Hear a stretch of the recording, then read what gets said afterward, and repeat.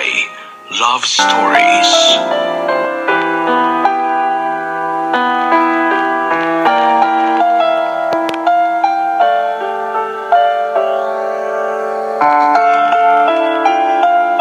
Magandang araw mga kapuso. Ang kwentong tampok sa araw na ito ay napadala pa sa ating programa noong 2012. 2 taon ang kailangang hintayin bago po natin napagbigyan na umere ito sa ating programa. Dahil po yan sa dami ng mga gustong magpaabot ng kanilang mga kwento ng pag-ibig, buhay at pag-asa. Mapalad naman ang inyong papadudot na habang ako'y naghahanap mula sa mga files na napadala ay nakatagpo tayo ng sobrang inspiring na storya na katulad ng kay Elmo.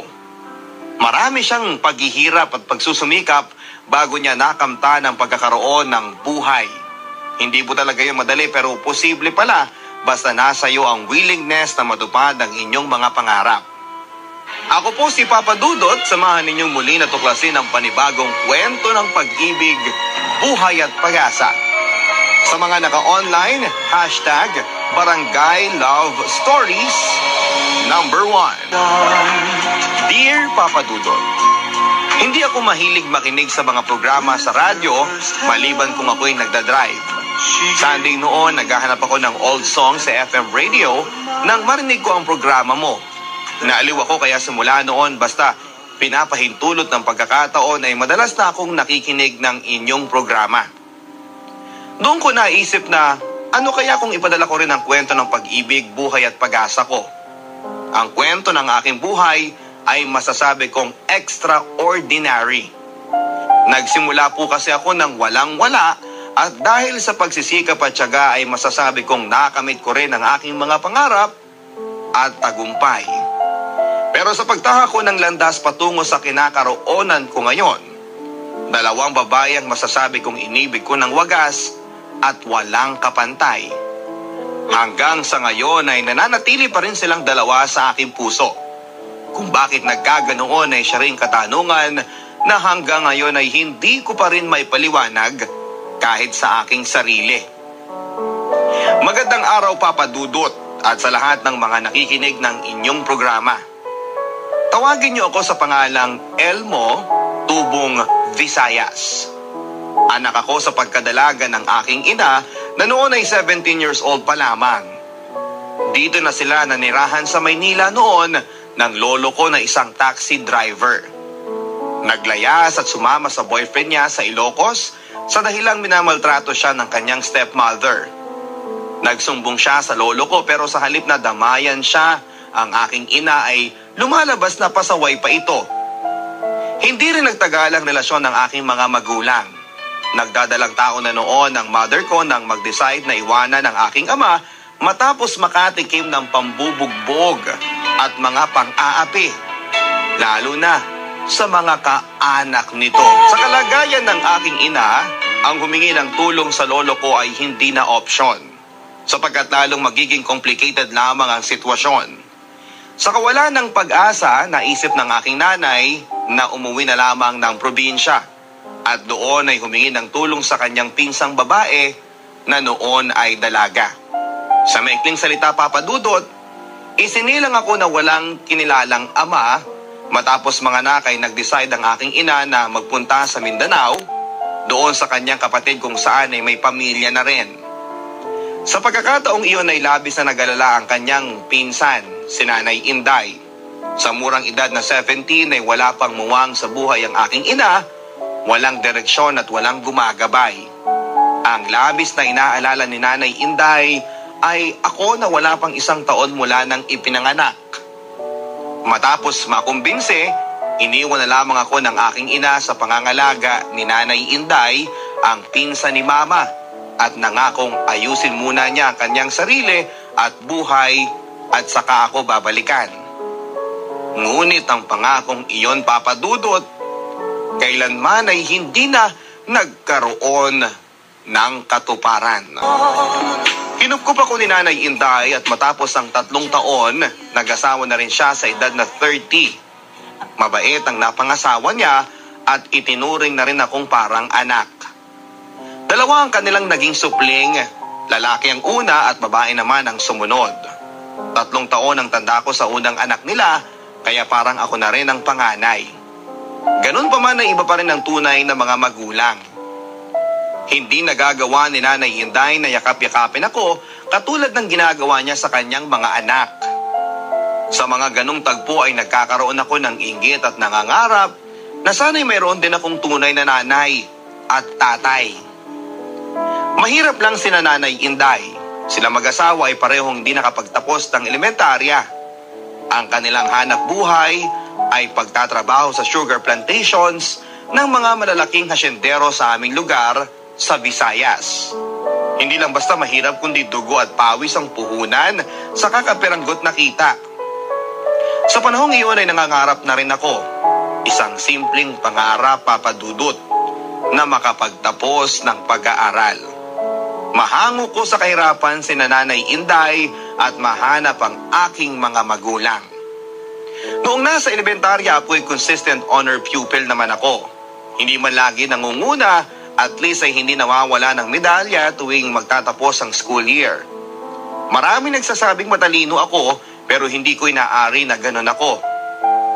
Masipag at masigasig lang talaga ako.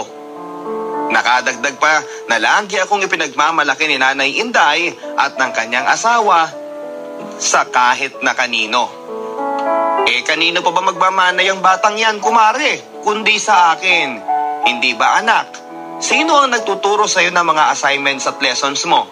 Hindi ba't si Nanay Inday mo? Nagmamalaking sabi minsan ni Nanay Inday sa mga kaibigan nito sa aming barangay matapos na muli itong magsabit sa akin ng medalya sa aking pagtatapos. Mabuti ang ganong pakiramdam, Papa Dudut. Pero madalas ay kinukumpara kami ng kanyang anak na lalaki kapag pinapagalitan dahil mababa ang grades nito. Nakakataba ng puso ang mga papuri.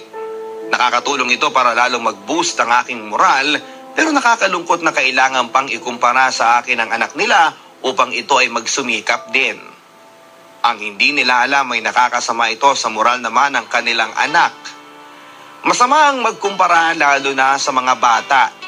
Hindi ito nakakatulong, bagkus ay nagkakaroon ito ng negatibong epekto sa murang isipan ng mga bata. Salutatorya ng nakuha kong honor sa pagtatapos ng elementarya. Pero dahil sa problemang pinansyal, nakikita ko na, Papa Dudut, na malabong makapagtapos man lang ako ng high school. Sa bayan pa ang high school at kailangan pa ng boarding house at sa layo ng aming lugar ay imposible ang uwian. Sa gulang na 13, sa murang isipan ay maaga kong naranasan ng hagupit ng magiging mahirap. Kahit patpatin ang katawan ay napasabak ako sa pagiging kargador ng tubo o sugar cane. Mahirap na trabaho. Napakainit at ang lakas ng katawan ng puhunan. Sa kabila ng lahat ay hindi pa rin ako tumigil sa pag-iisip ng paraan kung paano ako makakapag-aral. At sa totoo lang ay gusto ko talagang matakasan ang kahirapang aking kinakasadlakan. Naisip kong gumaya sa ibang kanayon ko na karamihan ay nakikipagsapalaran sa Maynila. Pero ang payo ni Nanay Inday ay masyadong napakabata ko pa para makipagsapalaran lalo na sa Maynila. Isa pa ay ano naman ang makukuhang trabaho ng isang katulad ko, kundi construction worker o kargador pa rin. Halimbawa sa Pierre, tulad ng isa kong kamag-anak. Sinubukan kong mag-ipon ngunit kulang talaga.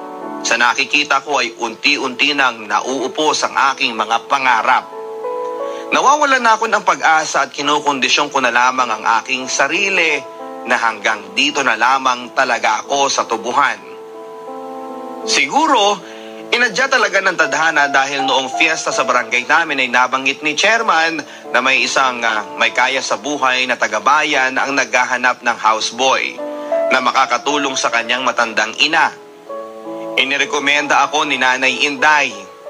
At sa patotoo ni barangay chairman na mabait at matalino akong bata ay hindi nag-atubili na tanggapin ako ni Manong Ando. Simple lang ang trabaho ko sa malaking bahay. Dahil medyo mabagal kumilos ang matandang ina ni Manong Ando, ay ginawa akong utos-utosan ng kahit na anong bagay sa loob at labas ng bahay. Kapag natapos na ang anumang ipinapagawa sa akin, tambay lang ako at naghihintay.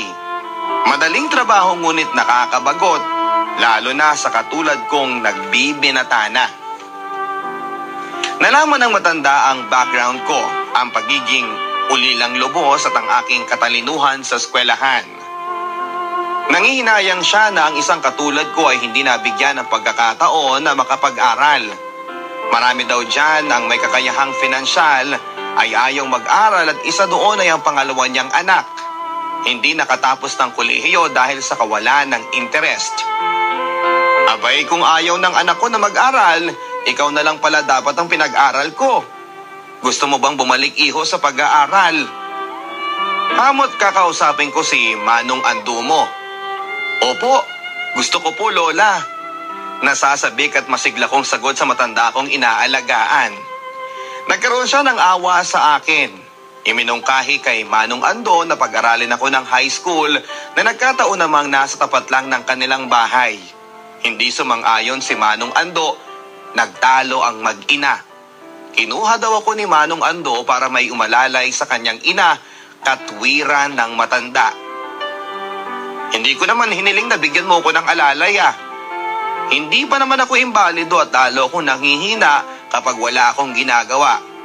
Kahit na malit na bagay na kaya ko pa naman ay inuutos ko pa. Parungit na sabi nito sa kanyang anak na si Manong Ando. Walang nagawa si Manong Ando kundi ang sumang-ayon. Mabait din naman si Manong Ando. Siyempre, ang unang concern lang naman niya ay ang kapakanan ng kanyang ina.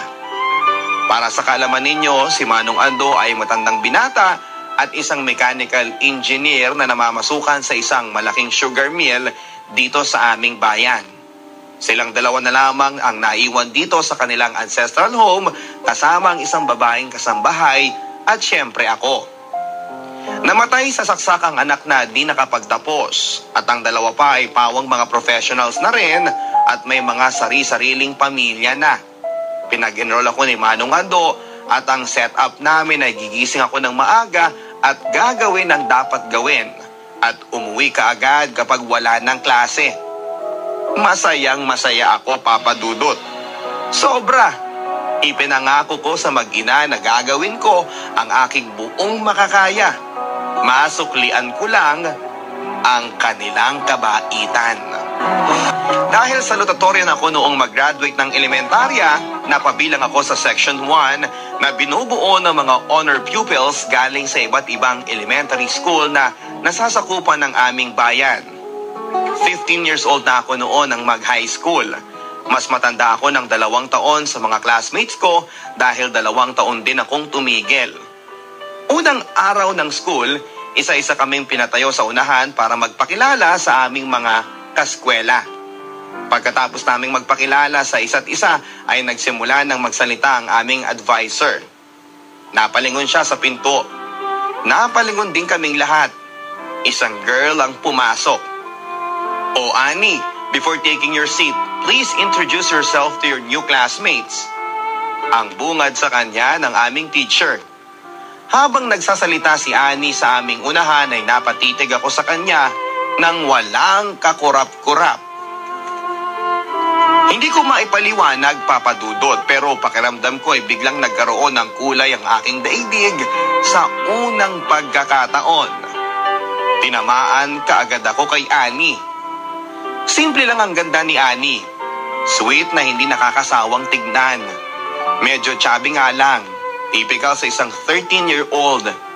Pero pang baby fat, sabi nila. Pero ang tingin ko sa kanya ay isang diwata. Kahalintulad ng mga nababasa ko sa mga folklore stories. Sa unang araw ng school ay nakita ko ang unang babaeng gumising sa aking puso sa kamalayan na tinatawag na pag-ibig. Sa una ring pagkakataon ay nahayag ang isang matinding kahinaan ng aking pagkatao. Ang lakas ng aking inferiority complex, Papa Dudut. Ikinakahiya ko ang lahat-lahat sa akin. Ang estado ko sa buhay, ang pagiging houseboy ko. Karamihan sa mga classmates ko ay mga may kaya sa buhay.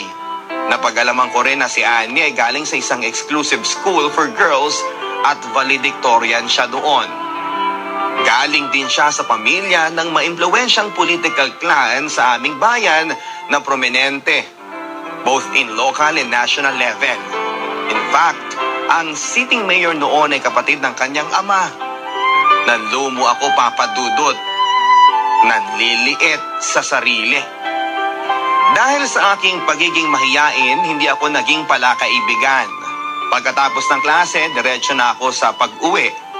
Nakakatulong din naman ang kahinaan kong iyon dahil inabala ko na lamang ang aking sarili sa pag-aaral. At nagbunga naman dahil halos lahat ng subjects ay nanguna ang pangalan ko sa bulletin board. Pangalawa si Annie. Policy kasi ng school na i-post ang kahit na anong achievements ng student to inspire others. Policy rin ng school na ang pagpili ng honor student ng graduating class ay through evaluations of overall performances from first year through fourth year. Ang top 35 student naman ng first year ay siyang magiging section 1 pagdating ng second year. Ganon din sa third year, kaya naman ang fourth year section 1 ay piling-pili na at doon pipiliin ng magiging valedictorian, salutatorian at iba pa. Noong panahong yun, Papa Dudut, ay kakaunti pa lang ang mga paaralan kaya malaki ang bilang ng mga enrollees. First year level pa lang ay umaabot na ng 10 sections. Ang pagiging top-notcher ko sa mga subjects ang nagbigay daan para mapansin ako, hindi lamang ng pamunuan ng eskwelahan kundi pati na rin ng mga classmates ko. Bagay na nagpataas ng confidence level ko kahit papaano. Gusto ko sana naming maging kaibigan, Elmo, para naman maimpluwensyahan mo kami na maging masipag na estudyante. Kinikilig na sabi ng iba ko pang mga kaklase. Unti-unting nagkaroon ako ng kaibigan. Madali kong nakakausap ang lahat ng aking mga classmates maliban kay Annie. Pagdating kasi sa kanya ay natatameme ako na hindi ko maintindihan. Hangad ko ang manligaw pero hindi ko magawa dahil sa katorpehan. Sa puso ko ay hindi lang basta gusto ko siya, kundi talagang mahal na mahal ko na siya pero nagkasya na lamang ako sa pagsulyap-sulyap bawat minuto. Minsan napahiya ako nang sitahin ng aming teacher. Elmo, kanina pa ako nagsasalita dito bakit kay Annie ka nakatingin? May nag-sound off sa likod na patuksong nagsasabi ng, "Uy, type mo si Annie ano? Halata namang panakaw ang sulyap mo sa kanya." Lahat ay nagtawanan maliban sa amin dalawa ni Annie na parehong nag-blush. Wala akong nakikita sa paligid kundi puting-puti na kawalan sa sobrang kahihiyan. Ang sekretong tinatago ko ay nabunyag hindi lamang kay Annie, kundi pati na sa buong klase. Ipinagkanulo ako ng aking sarili at hindi ko nagustuhan yon. Kahit mahal ko si Annie ay wala akong balak na ipaalam dahil sa pag-iisip na hindi naman ako nababagay sa kanya. Alam ko luma na at gasgas na kwento ang mahirap ako, mayaman siya, langit siya at lupa ako. Simula noon ay umiwas na ako sa kanya pero dahil iisang room lang kami ay hindi maiwasan na mag-usap kami lalo na kung related sa classroom activities. At sa tuwing ganon ay mabilis naman kaming makakarinig ng panunukso sa pamamagitan ng malumanay na uy. Turn off para sa akin ang ganong panunukso pero wala akong magagawa. Hindi rin ako nakikisakay sa tukso dahil nahihiya ako kay Annie.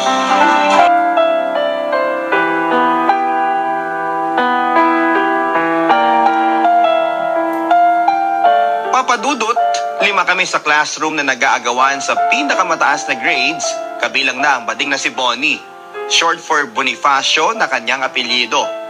Magaling si Bonnie mag-English dahil ang nanay niya ay isang Spanish-American at galing din sa may kayang pamilya.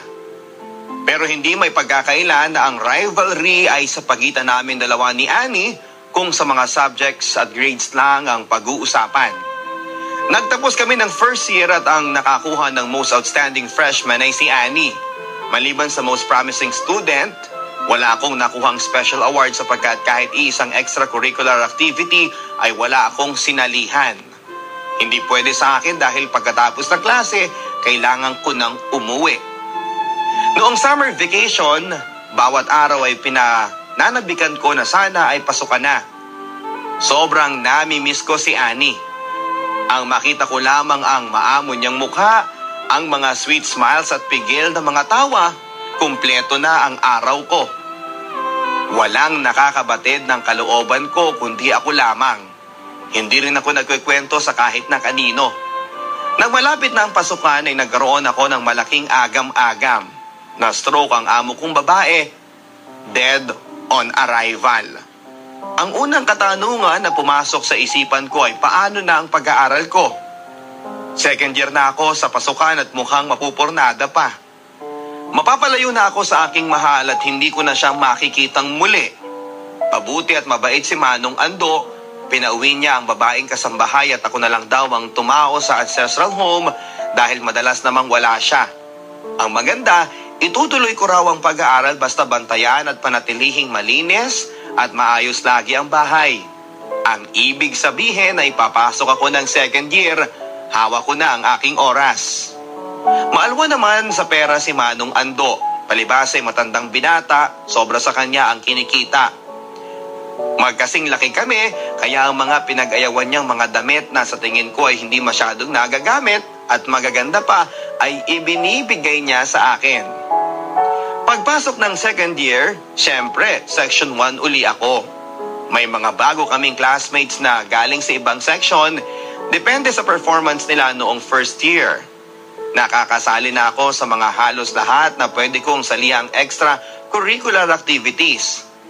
Pati nga sa track and field ay kasali ako. Talunan nga lang. Dahil dito ay nagumigting ang rivalry namin ni Annie. Naging class president namin siya at ako ang vice. Natuwa ako dahil anumang activity ang gagawin namin, lagi kaming magkasama. Kilala si Annie hindi lamang sa mga estudyante, kundi lalo na sa mga pamunuan ng eskwelahan.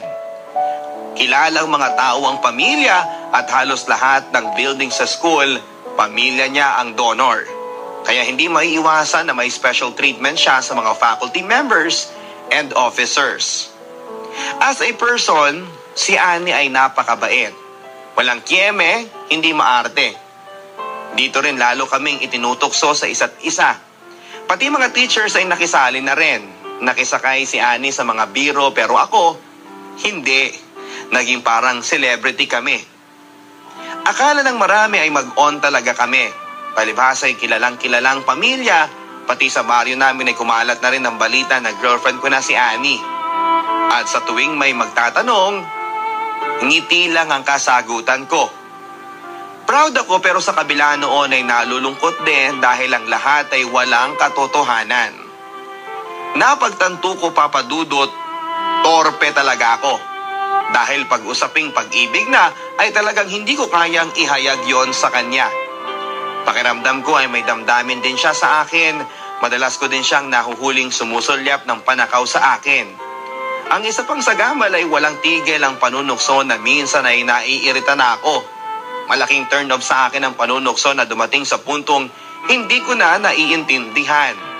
Biro mo minsan ay labasan at siksikan sa hallway, nagkadikit lang ang aming mga braso ay may nag-react na, "Uy, magkadikit sila." Pero Papa Dudut, overall ay smooth sailing ang buhay, sophomore ko. Masaya ako sa aking sarili. Alam ko kasi na malaki ang improvements ko as a person. Walang duda, natural na matalino si Annie. Walang effort sa tingin ko. Siguro malaking bagay kung paano pinalaki at ang environment kung saan siya lumaki. Ako, kailangan ko pa ng extra effort para makahabol. Nakakasabay man ako sa agos, pero hirap. At sa closing ng school year, outstanding student pa rin si Annie.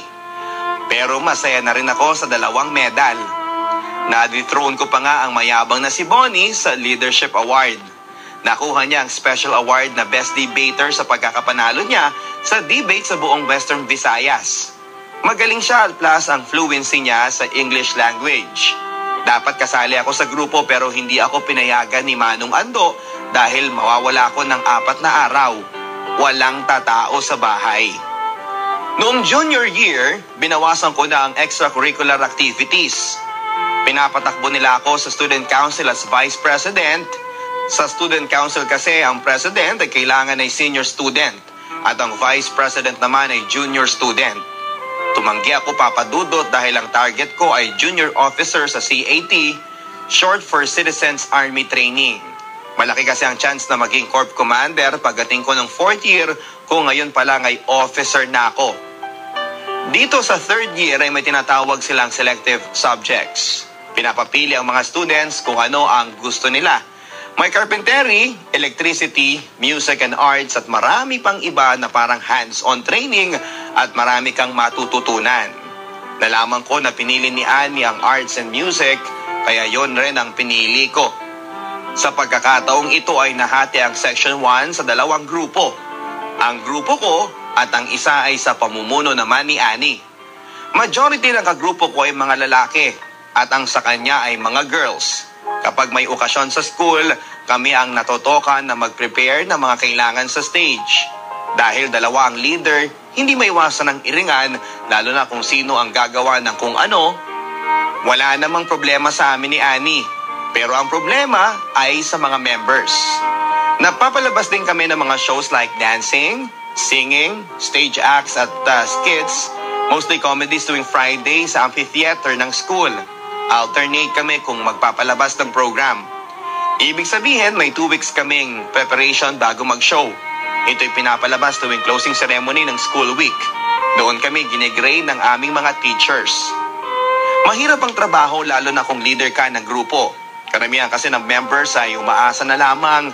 Sa pagkakataong ito ay napapansin kong medyo hindi maganda ang pakikitungo ng bawat grupo sa isa't isa. May naririnig akong mga hindi magandang komento ng bawat panig. Parang personalan na ang labanan. May mga panunulsol, paninira at inggitan na akong napupuna. Alam kong hindi magagawa ni Annie ang mga naririnig ko. Wala yon sa personality niya, pero nalumbay ako sa mga pangyayari.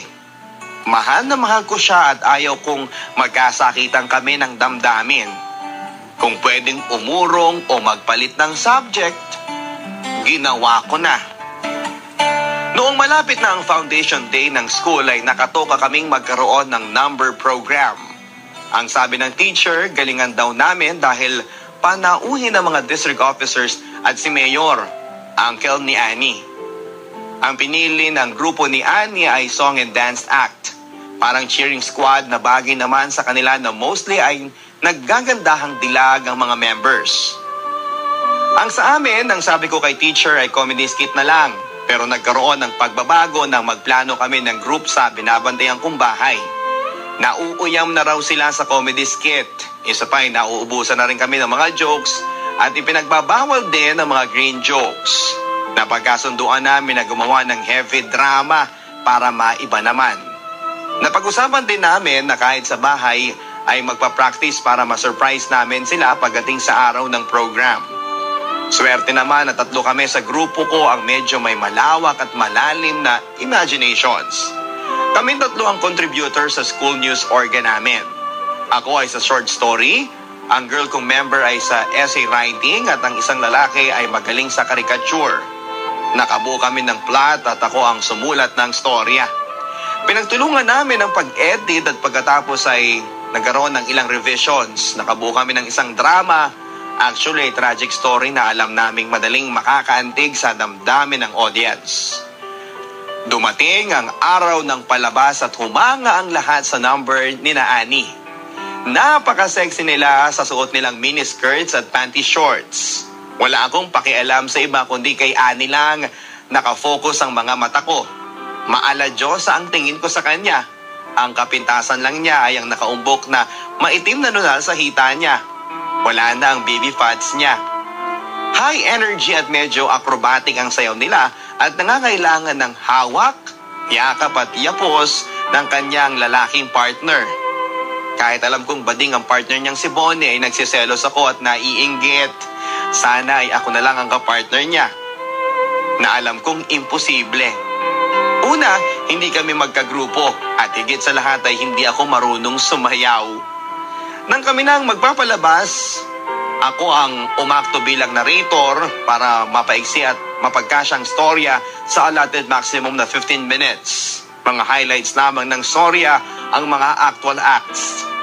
My biggest revelation dito sa play namin dahil noong nag-iensayo pa lamang kami, malamya ang performances ng mga actors. Nagulat kami ng actual na. Sapagkat naging very intense ang performance nila at dumating pa sa punto na ang lead actor ay natutuhanan na sa pag-iyak. Napaiyak ang audience, Papa Dudut. Pati ang nagbibigay ng background music ay nakalimutang pindutin ang cassette player. Nagkaroon ng almost 20-second standing ovation. Nang mag-speech si Mayor ay nagbiro na may kasalanan daw kami sa kanya. Kailanman ay hindi niya pinaiyak ang kanyang misis tapos kami lang ang nagpaiyak sa kanya.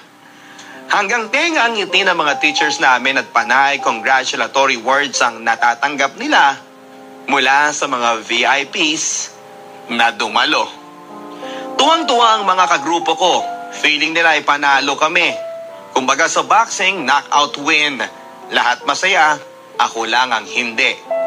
Nakikita ko kasi si Annie at ang mga kasama na walang imek. Para bang mga taga-ibang school sila at hindi kami magkakilala at magkaklase. Bakit naman kasi masyado nilang sineryoso ang trato sa amin bilang kalaban? How I wish na kasama ko siyang nagsasaya at hindi yung feeling na siya ay isang talunan.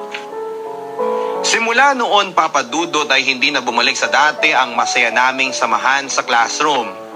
Dahil sa competition na nais masapawan ng isa't isa sa halos lahat ng aspeto ng junior high school life namin. Nasira ang diwa ng pagkakaibigan. Umantong pa ito sa isang hindi magandang tagpo nang magpaalam ang lead actor ko. Gusto niyang lumipat sa grupo ni Annie. Siyempre, masama ang loob ko at sinabi ko sa kanya na point blank ang damdaming iyon. Narinig yon ng lahat na naroon sa loob ng library. Kasalukuyang nakaupo sa kabilang mesa si Annie, Bonnie at dalawa pang girls sa kabilang grupo nila. Nag-react si Bonnie at pasigaw na, "Hoy! Hindi namin siya pinapirate. Siya ang may gusto." Feeling ko, Papa Dudut, ay umakyat ang dugo ko sa ulo. Bakit kayo nakikisabat dyan? Baka gusto niyong isa-isahin ko kayong pagsasampalin. Ang pasigaw kong gante sa kanila. Nakita ko kung papaano namilog ang mata ni Annie at saglit na natulala. Nang mahimasmasan ay wala siyang kahit isang katagang sinabi, kundi yumuko na lamang at sabay sa pagyugyog ang magkabilang balikat. Nakita ko ang masaganang mga luha na umago sa kanyang mga mata. Nabigla ako. Pinaiyak ko ang aking mahal. Pinagsisihan ko ang aking ginawa at humingi ako ng dispensa. Pero hindi nila tinanggap ang ginawa kong pagsusori. Lumabas sila ng library pero nagpaiwan pa ng masakit na salita ang ilan sa mga kumampi sa kanya. Ang iba doon ay hinamak pa ang aking pagkatao. Nagawa ko lang pigilin pero sa totoo lang ay gustong-gusto ko ring umiyak.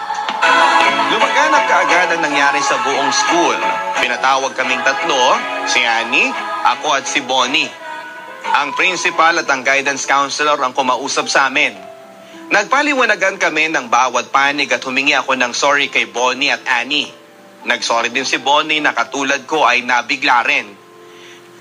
Pinayuhan din ang buong klase ng aming advisor na pinopromote ang school competition para ma-inspire at hindi para mag-away-away. Huwag magpersonalan, dapat ay magtulungan, teamwork. Dahil doon ay nagkasundo kaming magkakaklase. Balik sa dati ang lahat. Balik din sa dati na lagi kaming tinutokso sa isa't isa. Balik ang love team namin ni Annie. At least sa mga mata ng nakapaligid sa aming dalawa. Minsan, ibinuko si Annie ng kanyang close friend na kaklase ko rin. Hindi raw ako tinatawag ni Annie sa aking pangalan. Ang lagi daw niyang ginagamit ay mga panghalip na niya o siya. Instead na pangalan ko ang bibigkasin. Matapos kaming magkasigawan sa library, ang tawag niya sa akin ay my beloved enemy na raw.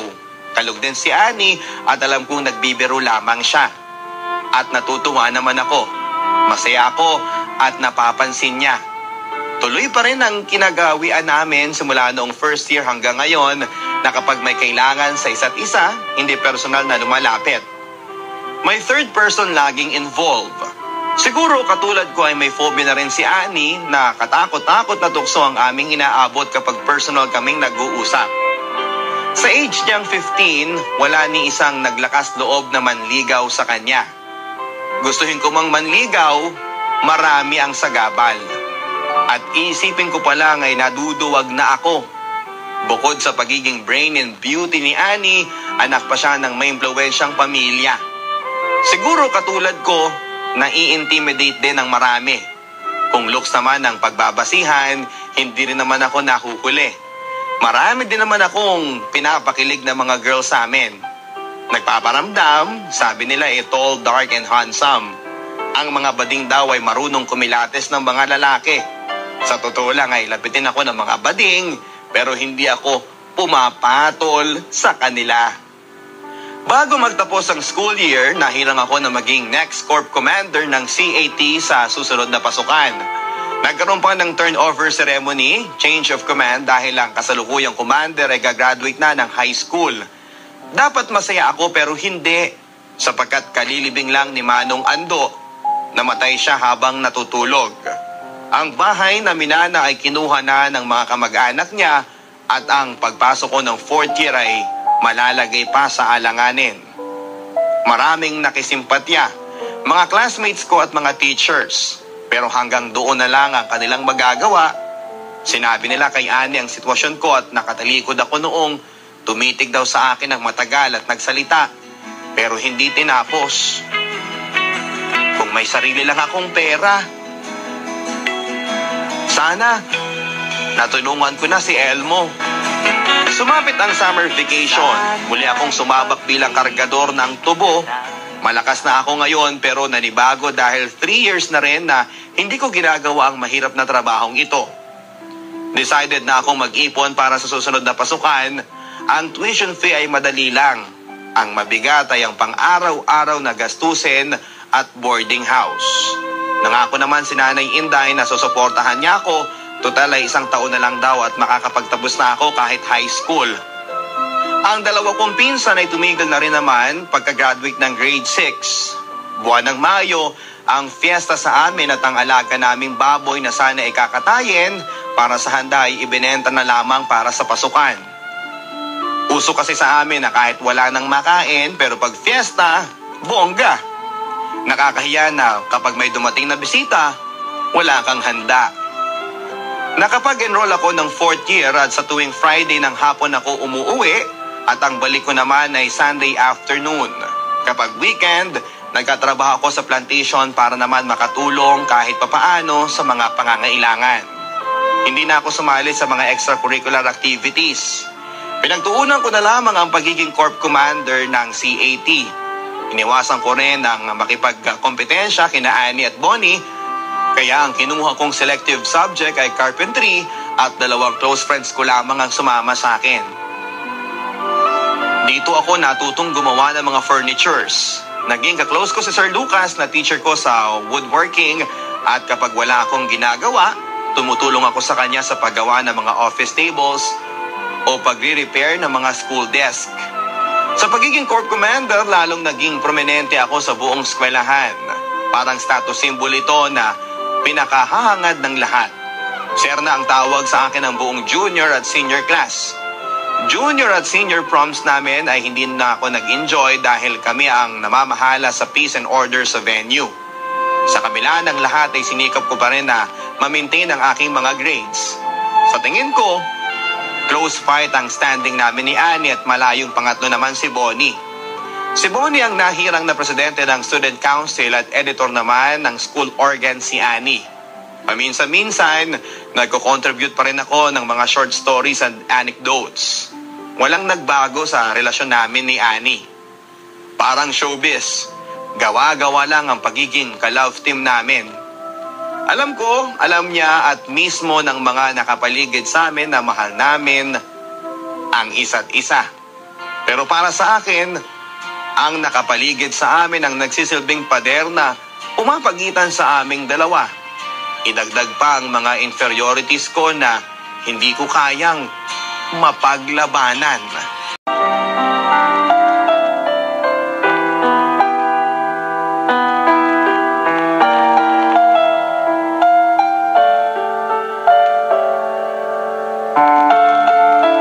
dumating ang semi-final exams ay binulong sa akin ni Sir Lucas na nagkaroon na ng meeting ang buong faculty upang pag-usapan ng nalalapit na graduation day. Mukha daw na ilalaglag ako ng mga pro-Annie teachers kasama na ang class advisor namin. Karamihan daw ay bumabackup sa akin ay mula sa first year and second year teachers lamang. Naiinis nga daw siya, dapat ay 90% lang ang ibibigay niyang grade sa akin pero ginawa niyang 95 para daw kahit pa paano ay makatulong sa rating ko. Matapos ang 2 araw ay may nakita akong van na pumarada sa feeder road malapit sa aming bahay. Ang nakatawag pansin kaagad ay ang tatak ng van sa tagiliran. Pangalan yon ng aming school, mga 300 meters ang layo kaya hindi ko masyadong namukaan ang may mga 15 estudyanteng bumababa at patungo sila sa direksyon ng aming bahay kung saan ay nakaupo ako sa ilalim ng punong mangga. Malayo pa ay pakaway-kaway na sila. Laking gulat ko, Papa Dudot, dahil hindi ang advisor ko ang bumalik kundi ang buong barkadahan. Ang aking mga classmates at kasama nila ang aking mahal na si Annie. Mixed feeling ang naramdaman ko. Masaya dahil nag-effort siya na puntahan ako. Nahihiya dahil nakita niya ang barong-barong na bahay namin. Inabot sa akin ni Annie ang typewritten na sulat galing mismo sa aming principal. Kailangan ko raw umattend ng graduation dahil salutatorian ako. Nakalagay doon ang gawa ng salutatory address na kailangan ko rin practicein. Kailangan ko rin pumasok upang makapag-ensayo para sa mga gaganapin sa aming graduation programs. Sa mga hindi naasahang pangyayari, nagkaroon ako ng guilt sa aking sarili. Feeling ko ay napaka-importante ko na kailangan pang suyuin. Lalo na nang sabihin ni Annie na, Elmo, hindi magiging kumpleto ang graduation. Huminto siya saglit sabay dugtong. Graduation natin kung wala ka. Importante ang bahagi mo sa araw na iyon. Ang seryoso niyang sabi. Napatingin ako sa mga classmates ko na nasa bandang likuran lang ni Annie. Lahat sila ay nakikindatan. Iyon ang pinakamasayang araw ng buhay ko. Feeling ko ay nakaangat ang mga paa ko sa lupa. Ang gaan ng pakiramdam. Dumating ang araw ng graduation. 5 kami na nakaupo sa unahan kasama si Bonnie na first honor at ang 2 pang classmates ko na nakakuha naman ng second and third honors. Sa pinakagitna kami ni Annie, magkatabi. Isa sa mga pinakaiinisan ko sa aking sarili ay hindi ko kaya makipag-usap ng casual kay Annie. Kung sa iba ay madaldal ako at mahilig mambola, sa kanya ay wala akong maisip na sabihin. Siya ang bumasag ng aming katahimikan. Kinakabahan ka ba? Ang tanong niya. Medyo tipid kong sagot na pakiwari ko ay katulad din niya ako na walang maisip na sabihin. Sa 4 na taon naming magka-classmates ay hindi pa nangyari na nagkausap kami ng casual at hindi siya ang may mali doon kundi ako. Nang matapos ang program ay hindi ko na nagawang makalapit pa kay Annie para man lang maka-congratulate. Napapaligiran siya ng mga kamag-anak niya at mga VIPs ng bayan at school. Siya ang may pinakamaraming nakuhang awards. Siya ang star ng school namin. Siya ang star ng lahat ng naroon noong hapong iyon. At higit sa lahat para sa akin ay siya ang star ng puso ko. Sa graduation ball ay hindi rin ako naggalakas ng loob na maisayaw siya dahil marami ang nakikisayaw sa kanya. Hanggang tingin na lamang ako mula sa malayo. Kaya naman hindi nakaligtas sa akin ang madalas niyang pagsulyap sa kinakaroonan ko. Nalulungkot ako dahil alam ko na maaaring ito na ang pinakahuling sandali na masisilayan ko siya. Tunay siyang bituin sa akin. Katulad ng isang bituin sa langit, napakalayo niya. Nakikita ang kanyang kaningningan, pero hindi ko kayang abutin. Nag-offer ang mga colleges sa amin ng scholarship sa mga katulad kong mahirap. Kapag valedictorian ka sa high school, automatic na free ang tuition mo.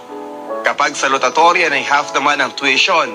Pero may option na kung mamimaintain mo ang high grades sa buong taon ay pwede kang maging free tuition pagsapit mo ng second year college. Sa tulong ng aking mga pinsan at ni Nanay Inday ay nakapag-enroll ako. Ang kinuha kong kurso ay civil engineering. Above average ang mga grades ko, kaya naman pagdating ko ng second year ay wala na akong binayarang tuition fees. Ngayon pa man ay nakikita kong hirap na si Nanay Inday para itaguyod ang aking mga pangangailangan bilang estudyante. Para makatulong ay tumatanggap ako ng mga drafting jobs sa mga estudyanteng tamad gumawa ng kanilang mga projects para pandagdag sa aking allowance. Ang masama noong malapit na ang final exams na naospital ako. Naibenta ang 2 kalabaw na pinagkakakitaan ng asawa ni Nanay Inday. Noong nasa ospital ako ay isang sorpresa ang bumulaga sa akin. 11 mga student na puro mga babae ang aking dalaw noong gabing iyon. Iba-iba ang kanilang mga uniforms, patunay na nanggaling pa sila sa iba't ibang eskwelahan. Sila ang mga classmates ko noong high school at isa na doon ang star ng puso ko. Si Annie. Umano'y si Annie raw ang nagyaya na dalawin ako nang malaman sa aming common friend ang kalagayan ko. Pakiramdam ko ay bigla akong lumakas. Masaya ako ng gabing iyon. For the first time ay casual na kaming nag-usap ni Annie matapos ang 2 taon na hindi kami nagkikita. Malaki na ang pinagbago ng grupo. Nag-mature na at wala na ang mga ugaling high school, ang maingay at magugulo. Anong course ang kinuha mo? Tanong ko kay Annie. Pre-med, sagot niya. At wala pa rin boyfriend, dugtong naman ang isa. At paano naman magkaka-boyfriend yan may asawa na? Sabad din ang isa pa. Bigla silang nagtawanan. Nagkwento sila na habang papasok sila sa ospital ay medyo may pagkapilyo ang guard. Nagtanong kung bakit ang dami-dami ninyo, kaano-ano ba ang pasyente. Ako ang asawa at ang lahat ng mga kasama niya ay mga kilida niya. May kapilyahang sagot ni Annie sa guard. Napagkasunduan namin na next year, paminsan-minsan ay magkikita kaming lahat na magkakabarkada. Dapat matutuwa ako.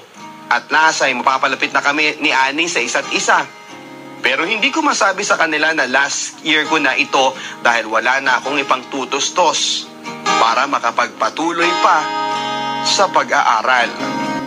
Papadudot, tapos na ang final exams nang lumabas ako ng ospital kaya nag-take na lang ako ng special exams. Ang resulta, halos kalahati ng aking mga subjects ay bagsak sa final. Pasado naman ang lahat dahil matataas din naman ang prelim at midterm exams ko. Pero hindi iyon sapat para mapanatili ko ang aking scholarship na sponsored ng school. Noong panahong iyon ay meron akong ka-boardmate na babae. Kay ang pangalan niya. Sa una, physical attraction lang talaga ang pagkakagusto ko sa kanya. Siya ang tipo ng babae na pag nakasalubong mo, babae ka man o lalaki, lilingon at lilingon ka talaga paglagpas niya. Napaka-sexy, mahilig magsuot ng hapit na mga damit, pang beauty queen ng figure. At kung buong physical attributes niya ang pag-uusapan, walang panama si Annie. Mabait si Kay, civil engineering din ang course niya. Sa ibang school nga lang siya pumapasok. Hirap siya sa calculus at math-related subjects at ako ang takbuhan niya ng tulong palagi. Kalaunan, nahulog na rin ang loob ko at siya ang kauna-unahang naging girlfriend ko. Noong dinalaw ako ni Annie sa ospital ay nagkataong kaaalis lang niya. Doon ko napatunayan, papadudot, na mas matimbang pa rin si Annie sa akin. Hindi sapat ang kagandahan, kabaitan at mahigit 1 taon naming pinagsamahan ni Kay para mapalitan niya si Annie sa puso ko. Hindi na ako nakapag-enroll ng sumunod na school year. Inasikaso ko na lamang ang records ko sa school at tumulak na ako ng Maynila. Hinatid pa nga ako ni Kay sa Pierre at nakakalungkot din na magkakahiwalay na kami at walang kasiguraduhan kung kami ay magkikita pang muli. Napamahal na rin siya sa akin. Nangako naman ako na hindi ko siya kalilimutan. Napaiyak siya at lalong napahigpit ng sinabayan pa ng kantang Babe na kasalukuyang pinapatugtog sa sound system ng barko. Tumulak ako ng Maynila na iisa ang hangarin, makahanap ng trabaho at ituloy ang naudlot kong pag-aaral. Tumuloy ako sa pinsang kong naninirahan sa Tondo na ang trabaho ay pahinante ng mga trucking sa Pierre. Swerte naman dahil after 2 weeks ay nakapasok ako sa isang shopping center sa Avenida bilang isang stockman. Ang pasok ko ay 10 a.m. to 8 p.m. at hindi po pwede ang oras kung magda-night schooling ako. Nag-ipon ako at after 8 months ay nag-resign na rin ako. Lumipat ako sa Baclaran at doon ay umupa ng maliit na kwarto. Hindi ko na ibinigay kay Kay ang bagong address dahil wala na akong nadaramang pagmamahal sa kanya. Mabuti na rin na ganung putol na ang aming communication para hindi na madagdagan ang guilt feelings ko at awa sa kanya. Mas simple lang at hindi complicated ang lahat sapagkat si Annie pa rin ang mahal ko. Nag-apply ako as security guard na assign sa isang bangko. Doon ko nakilala ang isang kaprobinsya na supervisor namin. Sa tulong niya ay nakapag-enroll ako sa pamamagitan ng pag-a-assign sa akin bilang night shift guard sa isang residential unit. Simula noon ay naging monotonous na ang takbo ng buhay ko. Tulog sa umaga, sa school kinahapunan ay naka-duty sa gabi. Nakakapagod na rin. Ang nagbigay na lamang sa akin ng lakas ay ang hangaring makapagtapos ng pag-aaral.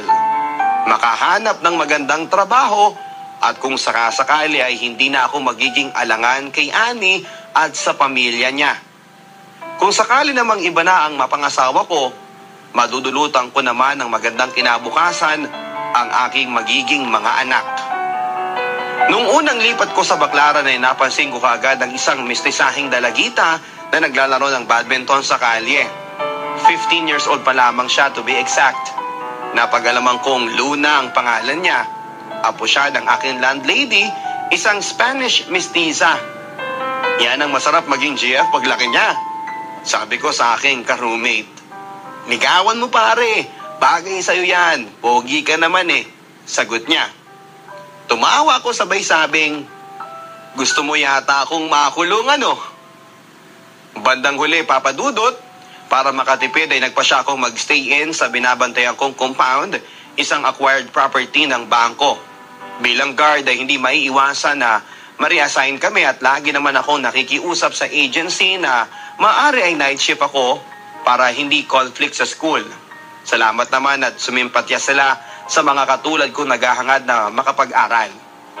4 na taon na gano'n ang routine ko. Pagka-graduate ko ay hindi kaagad ako nakahanap ng trabaho. Nag-review muna ako para sa board exam. Nang malaman ng agency na graduate na ako, inilipat nila ako sa head office sa bangko sa Makati. Naging supervisor ako. Bumalik ako sa dati kong inuupahan sa Baclaran at baka may bakante pa at isa pa'y malapit ito sa Makati. Salamat naman at kaalis lang nang umuupa mismo sa kwarto na inuupahan ko noon 4 years ago. Isang umaga, palabas ako ng gate nang makasalubong ko ang isang napakagandang dalaga na papasok naman ng gate. Ikaw ba si Luna? Tanong ko. Opo, sino po ba kayo? Ang sagot niya sa akin. Huwag ka nang magpo sa akin at bata pa naman ako sa edad na 26. Biro ko. Dati na ako nangungupahan sa kabilang pinto. 4 na taon nang nakakaraan. Hindi ko po kayo matandaan eh. Sige po, bye. Sabay nagmamadaling pumasok sa compound. Sa ikalawang pagkakataon, Papa Dudut, na ulit ang senaryo noong unang pagkakita ko kay Annie. Ang pagkakaroon ng damdaming hindi mawari. Isang intense na attraction sa isang babae na kahit hindi ko pa lubusang nakikilala ay attracted na kaagad ako. Hindi physical attraction kundi naiibang damdamin na hindi ko maipaliwanag. Hindi ko ito nararamdaman kay Luna noong una ko siyang nakita 4 years ago. Noon ay bata pa siya at ngayon ay isa ng ganap na dalaga sa edad na 19. Simula noon, tuwing magkakasalubong kami, hindi ko nakakaligtaan na batiin siya ng Hi, Miss Beautiful. Ngiti lang lagi ang kanyang tugon sa bayo ko. Nagmamadaling lalakad na parang may kinakatakutan. Nalaman ko nagkatrabaho na pala si Luna, section supervisor sa isang malaking mall sa Makati. Pagka-graduate ng high school ay namasukan na at pagkalipas ng 2 taon ay na-promote na kaagad siya. Isang umaga habang nagkakape, naisipan kong magtambay sa labasan bitbit ang isang tasa. Nadatnang ko si Luna at ang kanyang friend na si Mitz. Nagkwekwentuhan sila sa mahabang concrete bench sa tabi ng gate. Hi Miss Beautiful! Hi Mitz! Pwede bang makiupo? Pwedeng pwede Mr. Handsome! Ang pabirong ganti ni Mitz. Nang makaupo na ako, binati ko ulit si Luna. Ay Luna, Miss Beautiful pala. Hindi mo pa rin ba ako natatandaan?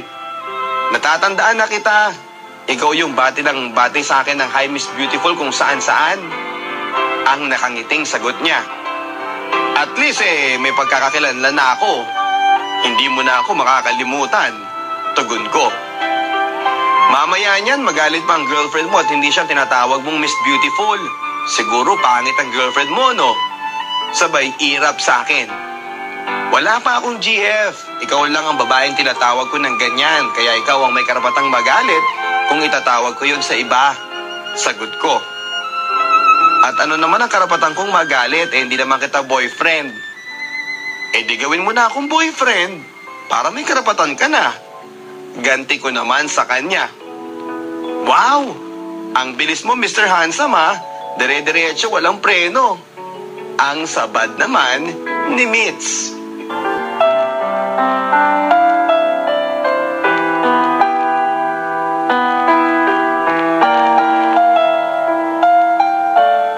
Matapos magpalitan ng mga biro, nagtawanan na lamang kaming tatlo.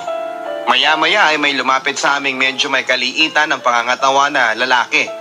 Galit na kinausap si Luna at sinabing, "Bakit hindi ka pa pumasok sa loob? Ano bang ginagawa mo rito?" Tumayo si Luna. Nag-excuse sa amin at nagmamadaling pumasok sa loob ng bahay. Masama ang tingin sa akin ng lalaki at sinabayan din ng alis. Sino bang bastos na yon? Naliliitan yata sa akin Tanong ko kay Mitz. Malungkot ang tugon ni Mitz. Ewan ko ba dyan kay Luna kung anong nakita niya sa unggoy na yon? Kung ako sa kanya matagal ko nang dinispatchang walang kwentang boyfriend niyang yan.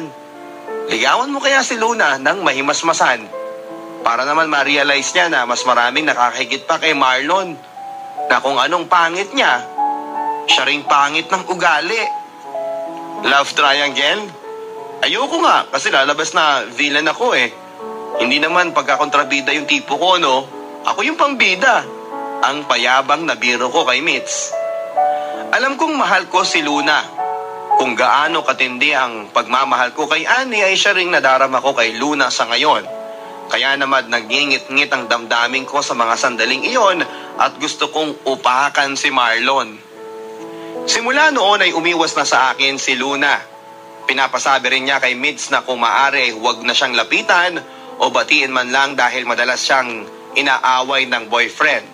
Wala naman akong magagawa kundi ang sumunod at ayaw ko naman ang gulo, lalo na kung unang apektado ay si Luna. Mula noon ay naging tagamasid na lamang ako mula sa malayo. Bantay sarado na si Luna kay Marlon. Hatid sundo sa trabaho at kung wala namang pasok ay laging nakadikit kay Luna. Minsan, nakita ko si Marlon na duguan ang kamay habang sinusuntok ang pader at lumuluhang inaawat naman siya ni Luna. Alam kong nag-aaway na naman sila at parang alam ko rin kung bakit. Madalas tinatanong ko na rin sa aking sarili kung bakit ganito kasidhi ang pagkagusto ko kay Luna. Kung tutuusin ay hindi pa naman masasabing close kami at ang pag-uusap namin ay informal at mga biru-biruan lamang. Hindi ko pa lubos na kabisado ang pagkatao niya at ganoon din siya sa akin. Pero kung intuition ko ang pagbabasehan ay parang matagal ko na siyang kakilala. Isang umaga habang ako'y nag-aabang ng jeep papunta ng trabaho, lumapit sa akin si Mitz. Elmo, nasa destino ngayon si Marlon sa construction firm na pinapasukan niya. Baka pwedeng sunduin mo si Luna after work. Bakit? Tanong ko. Emotionally down ngayon ng friend ko Suggestion ko lang naman kung maaari kausapin mo siya. Payuhan mo. Anything, just talk to her. Masyadong mabait si Luna. Ayaw na ayaw niya na may nasasaktang tao kahit na ang kapalit naman siya ang nagdurusa. Nahiwagaan ako sa mga sinabi ni Mitz. Ayaw naman niyang mag-elaborate pa kaya kahit nakaschedule akong papasok ng review center para sa board exam ay pinagpaliban ko muna. 8:30 p.m. ang labasan ni Luna sa mall kaya 7 p.m. ay nasa loob na ako. Palapit na ako ng department niya. Alam kong nakita na niya ako. Alam ko rin na nagkunwari siyang hindi niya ako napansin sabay dampot ng ilang mga paninda at pumasok sa stock room. Naghintay ako pero after 20 minutes ay hindi pa rin siya lumalabas. Nang matanto kong umiiwas siya ay humingi ako ng kaperasong papel sa isang sales clerk. Nag-note ako. Hi Miss Beautiful, reserve dinner for 2 at the restaurant across the street. If you don't feel like, no need to show up and I will understand. Elmo. Ipinakisuyo ko sa clerk na ibigay yon kay Luna. At dahil hindi ko naman tinupi ang papel ay binasa yon ng sales clerk habang naglalakad. Bago pumasok ng pinto ay lumingon siya, nakangiti sabay pakita ng 2 mga kamay na naka-thumbs up. Umorder na ako ng dinner pero sinabihan ko ang waiter na huwag munang iserve hanggang hindi pa dumarating ang kadate ko. Kapag hindi dumating ay ibalot na lang niya. Sinadya kong naupo na lang at nakatalikod sa pinto para hindi ko makita ang pagdating niya. Sa ginawa kong iyon ay nagkaroon ng suspense effect sa akin kung darating ba siya o hindi. Puno ng tensyon at pananabik ang bawat sandali ng paghihintay ko. Pinagpapawisan ang mga palad ko kahit naka-aircon. Parang wala ako sa sarili ko kaya hindi ko namalayan na nakatayo na pala si Luna sa katapat kong upuan. Hi, pwede ba ako maupo? Ang bungad niyang nakangiti. Sorry Misa, pero may kadate akong hinihintay eh. Luna ang pangalan niya. Pero kung Luna ang pangalan mo, pwede ka nang maupo. Ikaw talaga. Hindi pa kita nakitang sumeryoso. Pati sulat mo parang nangungonsensya ka. Kunwari okay lang sa'yo na hindi ako sisipol pero ang totoo it made me feel obligated to show up. Pag-uusig niya na may kunwaring himig tampo. Walang kagana-gana ang pagkain dahil nakafocus ang aming atensyon sa pinag-uusapan. Sinabi kong kaya lang naman ako naglakas loob na kausapin siya dahil nag-request si Mitz. Alam kong pangit para sa akin ang makialam sa privacy mo pero I'm very worried kasi si Mitz nagkwento tungkol sa'yo. Feeling ko damsel in distress ka. Intrigued din ako kung bakit humihingi ng saklolo sa akin si Mitz para sa'yo. Pasensya ka na ha. I also consider you as my friend so very worried din ako Masama ang magkimkim ng problema. Kapag sumusobra na ang pressure sasabog yan. Kaya bago mangyari yon, you have to open up. Ito ang mahaba kong paliwanag sa kanya. Matapos mapunasan ang mga mata ay nagsorry sa pagiging iyakin daw niya itong si Luna. Nag-request siya sa akin na kung hindi ako nagmamadali ay samahan ko siyang maglakad-lakad. Hindi naman halos nagalaw ang pagkain kaya pinabalot ko na lamang. Sinabayan ko siyang maglakad nang mapansin kong tinatahak na namin ang kahabaan ng EDSA patungong Baklaran. Kasabay ng mabagal naming mga hakbang ay nagkwento na siya ng kanyang problema. Partikular na ang problema sa kanyang pamilya na dala-dala niya simula pa noong bata pa.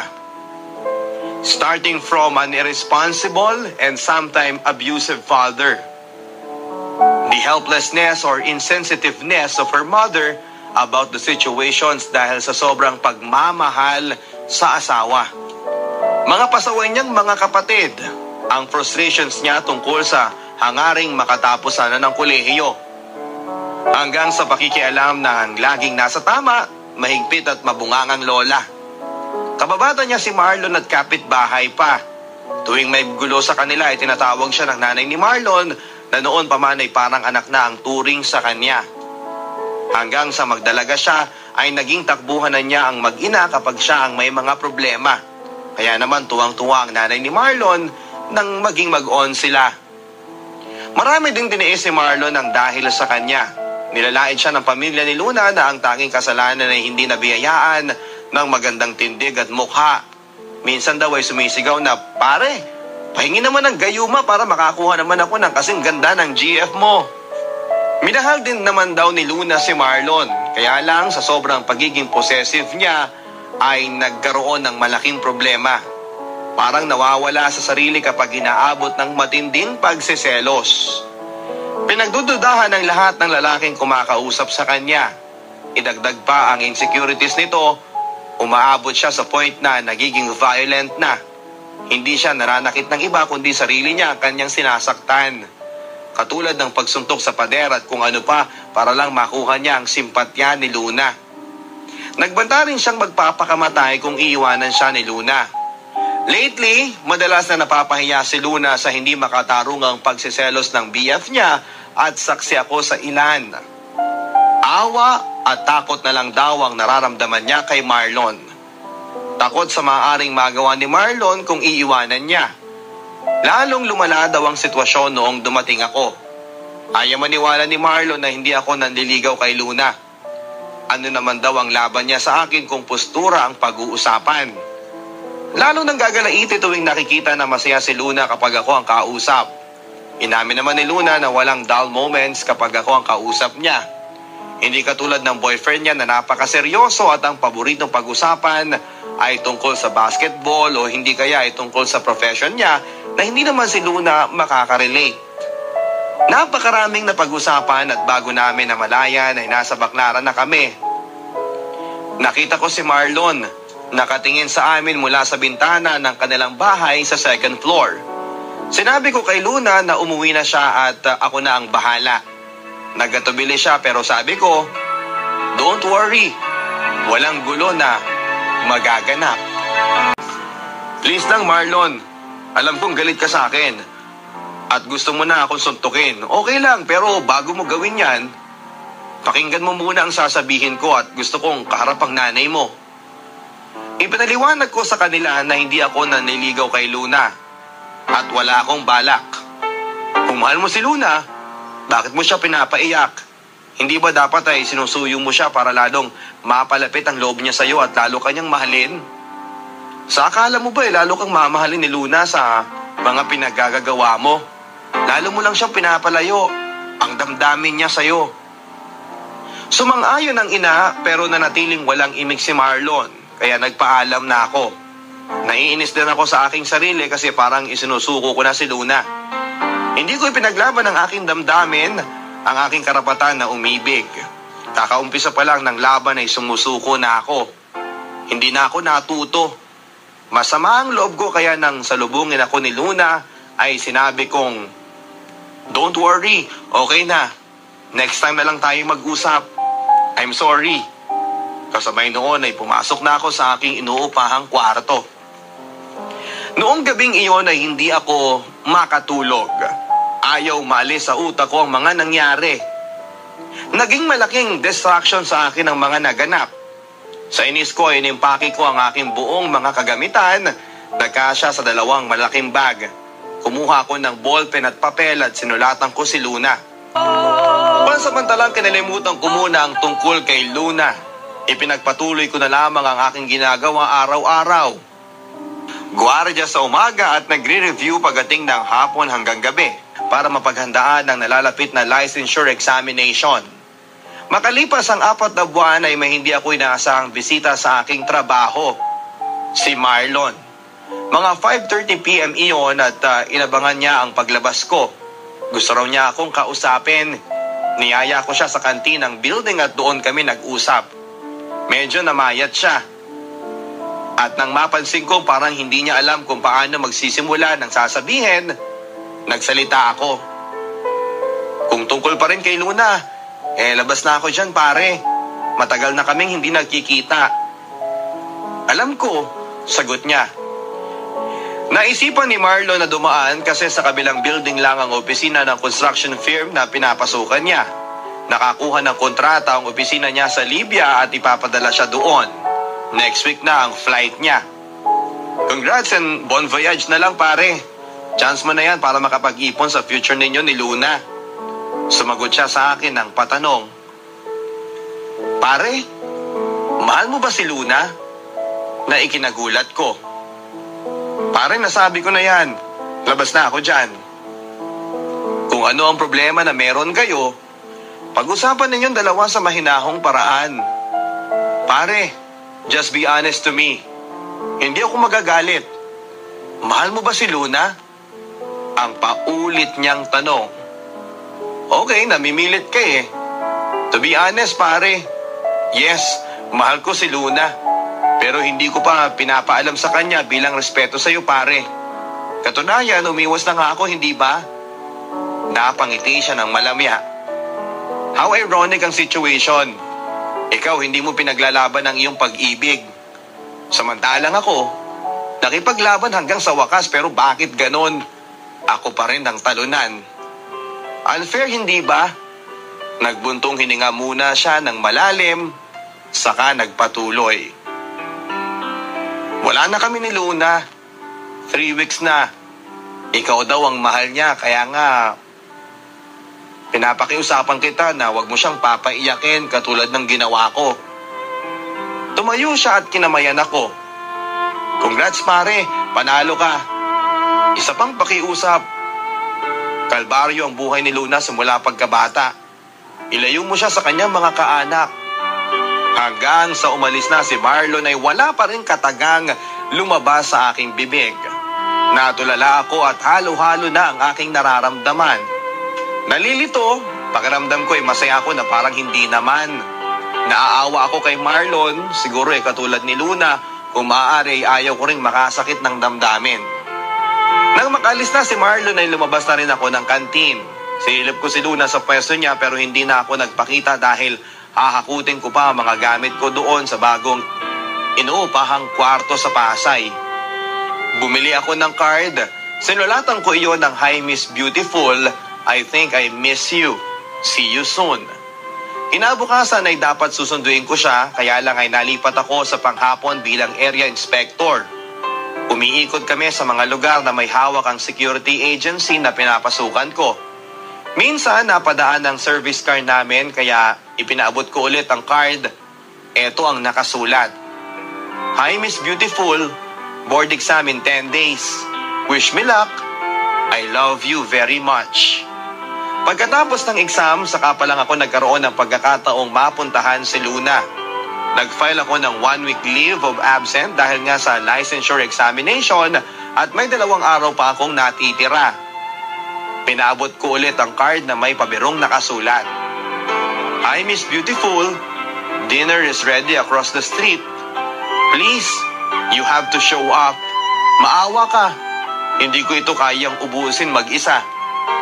Naghintay ako sa dating mesa kung saan una kaming nag-dinner ni Luna. But this time may humarap na ako sa pinto. Gusto ko siyang masilayan habang lumalakad palapit sa akin. Hindi nagtagal papadudot ay nakita ko na siya sa salamin na palakad papunta sa restaurant na kinakaroonan ko. Pagpasok niya sa glass door ay tumayo na ako pero hindi ako umalis. Pinanood ko siya habang papalapit sa akin. Napakaganda ng mahal ko. Nakangiti. Napakatamis ng mga ngiti na alam kong galing sa puso. Mga ngiti ng isang nagmamahal. Mga ngiti na may namumuong mga luha. Mga luha na hindi maipaliwanag, na pananabik at kaligayahan. Lumabas na ang resulta ng examination. Sa awa ng Diyos, papadudot na ipasa ko naman. Nagpakasal kami ni Luna sa Manila City Hall. Mother lang niya ang pumunta at ilan sa mga kaibigan namin. 20 years old na siya noon at ako naman ay 27. Sinunod ko ang payo ni Marlon. Inilayo ko siya sa mga kaanak niya. After a year ay sinilang ni Luna ang panganay namin. Parang lucky charm ang baby girl namin kasi noong araw ding yon ay pinag-report na ako sa inaplayan kong kumpanya at tuluyan na ako nag-resign bilang gwardya. Papadudot, nadagdagan pa ng 3 babae ang aming pagmamahala ni Luna. Lahat sila ay tapos na ng kolehiyo at may mga trabaho na sa kasalukuyan. Noong nagkaroon kami ng Silver Alumni Homecoming, muli kaming nagkita-kita ng aking mga barkada noong high school. Nandoon si Annie na isa ng ganap na doktor at ang ganda-ganda pa rin niya. Slim ang katawan at tingin ko ay lalo siyang gumanda sa ngayon kaysa noong kabataan niya. Namangha ako dahil hanggang ngayon ay dalaga pa rin siya at ang lalong ikinamangha ko ay ang damdaming matagal kong kinikimkim sa kanya ay hindi pa rin naglalaho. Parang natulog lang. At sa muling pagtagpo ng aming mga landas ay muli rin itong nagising at tumibok. Ang damdaming para akong nakaangat kapag kausap siya ay hindi pa rin nagbabago. Pero alam ko, hanggang dito na lamang iyon Kung noon ay nagawa kong ikimkim ang damdaming ito ay mas lalo kong dapat nakimkimin ngayon. At alam kong ito ang tama at nararapat.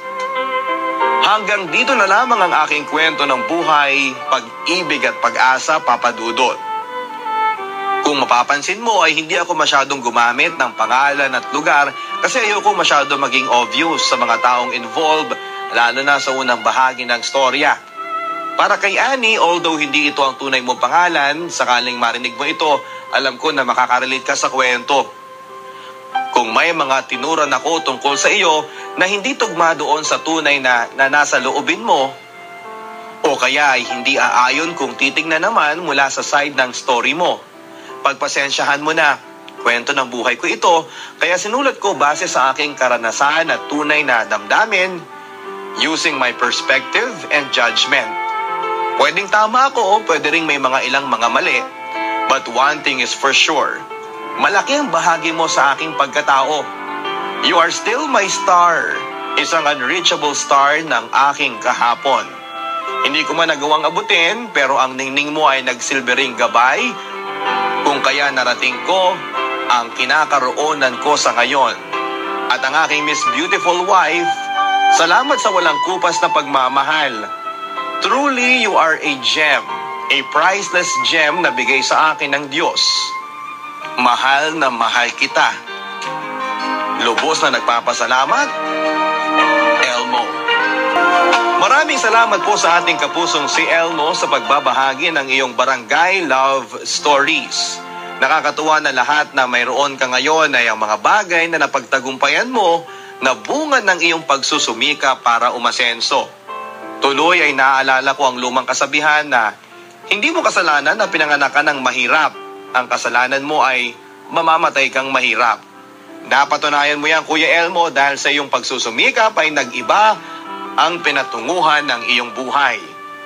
At sana sa mga nakikinig na may kapareho mong pinagdadaanan ay matuto mula sa iyong love story.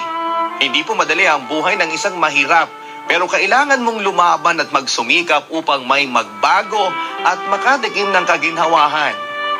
Samantala, sa mga ginawa mo namang pagpaparaya ay lumalabas ang iyong pagiging gentleman.